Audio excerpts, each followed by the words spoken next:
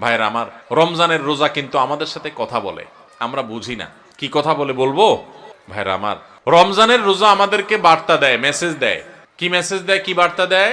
রমজানের রোজা বলে যে দেখো, তুমি আমাকে ধারণ করে অর্থাৎ রোজা রেখে সিয়াম পালন করে তুমি খাও না, পান করো না, যৌনাচার করো না। কেন করো না? আল্লাহর ভয়ে। সম বা সিয়াম বা রোজা এটা আমাদেরকে বিরত থাকা শিখায়। কিভাবে বিরত থাকা শিখায়? আপনি রোজা রাখছেন, খুব ক্ষুধা লাগছে, খানাও আছে। রোজা রাখছেন, খুব পিপাসা লাগছে, আবার খানাও আছে, পানিও আছে সামনে, মানুষ খায়। তখন এই যে ক্ষুধাও আছে, আবার সামনে খাবারও আছে, কিন্তু সে খাচ্ছে না, তাহলে সে কি করলো? বিরত থাকলো। আচ্ছা আপনারা বলেন, রমজান মাসে আমরা যে খাই না বা পান করি না রোজা রেখে, আমাদের বাসা যে খাবার থাকে হালাল খাবার, কোনো চোরাই টাকা দিয়ে কিনা না, রতের কামাই করা, পরিশ্রম করে উপার্জন করে আপনি কামাই করছেন, সে কামাই করা টাকার খাবার আপনার ঘরে আছে, আপনি এক বোতল পানি দোকান থেকে কিনে আনছেন, সম্পূর্ণ হালাল। কিন্তু এই হালাল খানাটা পর্যন্ত রমজান মাসে দিনের বেলায় খাওয়া যাবে কি যাবে না? রোজা রেখে এই হালাল খানাটাও খাওয়া। যেই রমজান মাসে আল্লাহ তাআলা দিনের বেলায় হালাল খানাটা পর্যন্ত খাওয়া নিষেধ করে দিয়েছেন, তাহলে সেই রমজান মাসে রোজা রেখে আপনি যদি মিথ্যা কথা বলেন, হারাম কথা বলেন, গালিগালাজ করেন, মন্দ কথা বলেন, মিথ্যা কথা বলেন, তাহলে সেটা কত বড় জঘন্য অপরাধ হতে পারে আপনি চিন্তা করেন। যে রমজান মাসে দিনের বেলায় হালাল খানা পর্যন্ত আল্লাহ তাআলা সেখান থেকে বিরত থাকতে বলছেন, তাহলে হারামগুলো থেকে বিরত থাকার গুরুত্ব কত বেশি।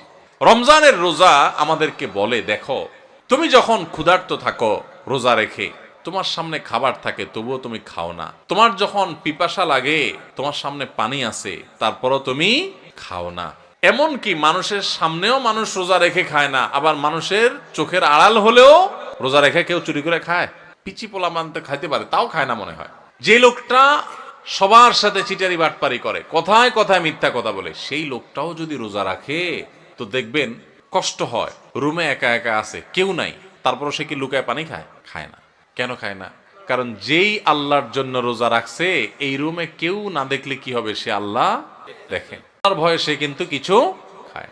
রোজা আমাদেরকে বলে, ও রোজাদার, ও আল্লাহর বান্দা, তুমি যে আল্লাহর ভয়ে রোজা রেখে পানিটা খাচ্ছ না, তোমার পিপাসা আছে, খাবারটা নিচ্ছ না, তোমার ক্ষুধা আছে, তারপরও কেউ দেখতেছে না, সিসি ক্যামেরাও নাই, রুমে দরজাও আটকানো, ফ্রিজে খাবার আছে, ঠান্ডা পানি আছে, সবকিছু আছে, ক্ষুধা তৃষ্ণাও আছে, তারপরও তুমি খাচ্ছ না, পান করতেছো না, কেউ দেখছে না, তারপরও তুমি করতেছো না কেন? তোমার বিবেককে জিজ্ঞাসা করো। কারণ তুমি আল্লাহকে ভয় করো, আল্লাহ তোমাকে নিষেধ করেছেন খেতে, সেজন্য খাচ্ছ না। তো তুমি যখন মোবাইলে হারাম জিনিস দেখো, তুমি যখন কারোর হক নষ্ট করো, তুমি যখন কারোর ক্ষতি করো, তুমি যখন একটা গালিগালাজ করো, তুমি যখন কারোর পিছনে সমালোচনা করো, তুমি যখন নামাজ পড়ো না, তুমি যখন গুনাহের কাজ করো, তুমি যখন খারাপ কাজ করো, তখন তোমার বিবেক কেন জাগে না? তোমার আল্লাহ তো সেটাও দেখতেছেন, আল্লাহ তো সেগুলোও নিষেধ করেছেন। যেই আল্লাহর নির্দেশ মানার কারণে তুমি রমজান মাসে রোজা রেখে ক্ষুধার্ত পিপাসার্ত থাকার পরেও মানুষ না দেখলেও পানাহার করো না, তাহলে সেখানে মানুষ না দেখলে চুরি করে মোবাইলে হারাম জিনিস দেখা, হারাম কাজ করা, এগুলা তুমি কিভাবে করো? আমাদের রোজা আমাদেরকে এই কথাটা সারাদিন বলতে থাকে। কথা কি বুঝাইতে পারছি ভাইরা আমার? রোজার এই বার্তা, রোজার এই মেসেজ, এই কথা যদি আমরা বুঝতে পারতাম, তাহলে আমরা মুত্তাকি হয়ে যেতাম। রোজা আমাদেরকে তাকওয়া শিখায় কিভাবে, দেখেন। তাকওয়া মানেই হলো আল্লাহর ভয়ে, আল্লাহর আদেশগুলো মানা, আল্লাহর নিষেধ থেকে বেঁচে থাকা, যে আমার আল্লাহ দেখছেন। তো রোজার মাসে রোজা রেখে আমরা আল্লাহ দেখছেন এই ভয়ে আমরা পানাহার করি না। রোজার শিক্ষা নিয়ে আমি সকল হারাম কাজ করার সময় এরকম মনে থাকবে যে কেউ না দেখলেও আমার আল্লাহ ঠিকই দেখতেছেন, অতএব আল্লাহর ভয়ে আল্লাহ নিষেধ করেছেন এই কাজটা আমি করব না। এটাই হলো রোজার শিক্ষা। ভাইরা আমার, রোজার এই শিক্ষা যদি আমরা গ্রহণ করতে পারি, আমরা যদি মুত্তাকি হইতে পারি, তাহলে রোজা সার্থক। আর যদি সেটা না পারি, তাহলে এই রোজা সার্থক না, এই রোজার উপকারিতা আমরা পাইলাম না। এই রোজা আমাকে মুত্তাকি বানাই নাই, যেই রোজা আমাকে ভালো মানুষ বানাই নাই, যেই রোজা আমাকে অন্যায় থেকে বাঁচাই নাই, এই রোজা আর উপবাস থাকার মধ্যে খুব বেশি পার্থক্য নাই। আমার কথা না, আমাদের প্রিয় নবী সাল্লাল্লাহু আলাইহি সাল্লামের কথা। তিনি বলেছেন, মাল্লাম ইয়াদা কাওলাজ যুরি ওয়াল আমালি বিহি ফালাইসা লিল্লাহি হাজা আন ইয়াদা তাআমাহু ওয়া শারাবাহু। যে ব্যক্তি রোজা রেখে মিথ্যা কথা ছাড়লো না, মিথ্যা কাজ ছাড়লো না, 2 নাম্বারই ছাড়লো না, চিটারি বাটপারি ছাড়লো না, এই ব্যক্তি উপোস থাকায় আল্লাহর কোনো ঠেকা পড়ে নাই। তার মানে তার রোজা থাকা উপোস থাকার মতো। এই জন্য ভাইরা, রোজা রেখে সমস্ত অন্যায় কাজ ছাড়বো তো ইনশাআল্লাহ। আল্লাহ আমাদের সবাইকে তৌফিক দান করুন। রোজা থেকে আমরা শিক্ষা গ্রহণ করব, রোজা থেকে আমরা মেসেজ গ্রহণ করব, বার্তা গ্রহণ করব। রোজা আমাদেরকে কি বলে সেটা বোঝার চেষ্টা করব। রোজা আমাদেরকে বলে, বান্দা তুমি এই যে আল্লাহর ভয়ে পান আহার থেকে বিরত থাকতেছো রোজা রেখে, এখান থেকে তোমার তাকওয়ার ট্রেনিং হচ্ছে, তাকওয়ার প্রশিক্ষণ হচ্ছে, যে তোমার চাহিদা আছে, খাবারও সামনে আছে, খাচ্ছ না। দেখেন, মাগরিবের আজান হবে, সূর্য ডুববে, সূর্য ডুবার পর মুয়াজ্জিন সাহেব আজান দিবেন, আমরা সামনে খাবার নিয়ে, ইফতার নিয়ে অপেক্ষা করি। সবার ক্ষুধা থাকে, তাই না? এই যে ক্ষুধার্ত অবস্থায় সবার সামনে খাবার আছে, সবগুলো মানুষ যদি রোজাদার থাকেন, কেউ কিন্তু খাবার খায় না, খায়? সবাই বসে আছে। কিসের জন্য? কিসের অপেক্ষা বসে আছে? আল্লাহর নির্দেশ হবে, সূর্য ডুবলে তখন খাওয়া যাবে, আল্লাহর পারমিশন হবে, এটার জন্য কি করতেছে? সে বসে আছে। আল্লাহু আকবার।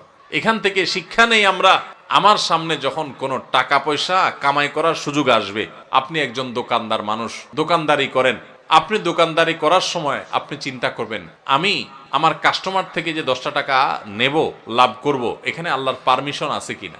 আপনি যদি ইন্ডিয়ান মশারির ডালের সাথে দেশি মশারির ডাল মিশায়া বিক্রি করেন এবং সেটাকে দেশি মশারির ডাল বলে বিক্রি করেন, তাহলে এখানে কি আল্লাহর নির্দেশ আছে না নাই?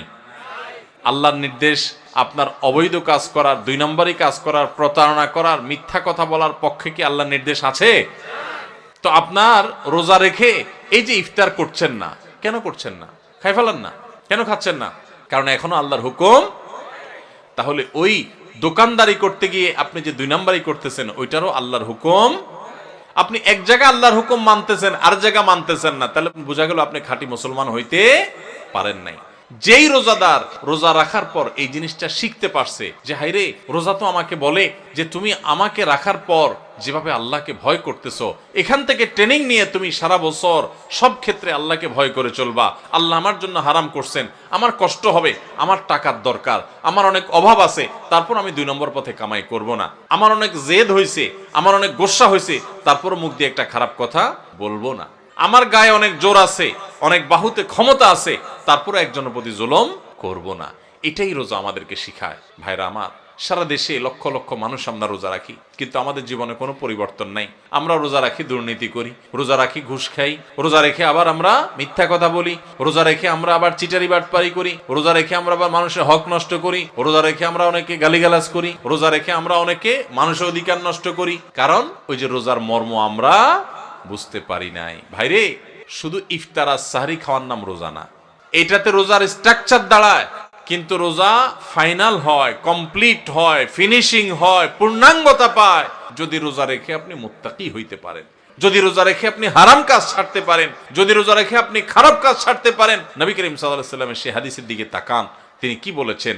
মাল্লাম ইয়াদা কাওলা যুরি ওয়াল আমাল বি, যে ব্যক্তি মূর্খতা সুলভ কাজ ছাড়লো না, মিথ্যা কথা ছাড়লো না, মিথ্যা কাজ ছাড়লো না, গুনাহ এবং পাপাচার এগুলা ছাড়তে পারলো না, ওই ব্যক্তির রোজা রাখা আর উপোস থাকা সমান। তার উপোস থাকায় আল্লাহর কোনো ঠেকা পড়ে নাই। অতএব এই বছরের রমজানে আল্লাহকে সাক্ষী রেখে আল্লাহর সাথে কথা দেয়, আল্লাহ এত বছর রোজা রাখছি, তোমার রোজার মর্ম বুঝি নাই, এই বছর আমি রোজার মর্মটা একটু বুঝে রোজাটা সঠিকভাবে রাখবো। চেষ্টা করা যাবে না ইনশাআল্লাহ?